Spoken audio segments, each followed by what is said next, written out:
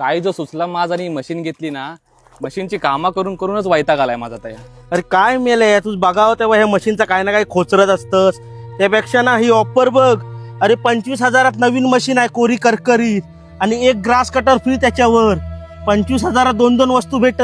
काय विचार करता, घेऊन टाक. अरे आज या असल्याच ऑफरला भुलून ना ही माझी परिस्थिती आली आहे. काय तू सांगू मी. अरे आता ही तू माझी मशीन दाखवतेस ना फोन मधली स्वस्त्यातली, हिची तुला कंपनी कुठची माहिती आहे रे?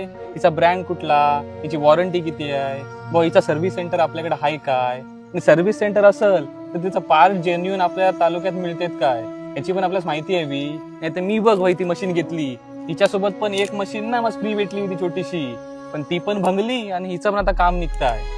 अरे शेती राहिली बोंबलत आणि आता मी रिपेअर करत बसलो हेच. हा रे, तू म्हणतोस मला खरा आहे. मी आता मशीन घेऊच निघालेलो.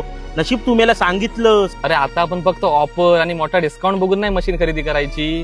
त्या मशीनची कंपनी कोणती आहे, ब्रँड कोणता आहे, व तुझी वॉरंटी किती आहे, किंवा तिचं सर्व्हिस स्टेशन इथे आहे काय आपल्या तालुक्यात, या सर्व गोष्टींचा विचार करून मशीन खरेदी करायची. अरे तू ह्या ज्या सगळा म्हणतच ना, ब्रँड, क्वालिटी, सर्व्हिस, डिस्काउंट, पण ह्या सगळ्या एकाच ठिकाणी भेटणार खय? अरे मिळणार ना.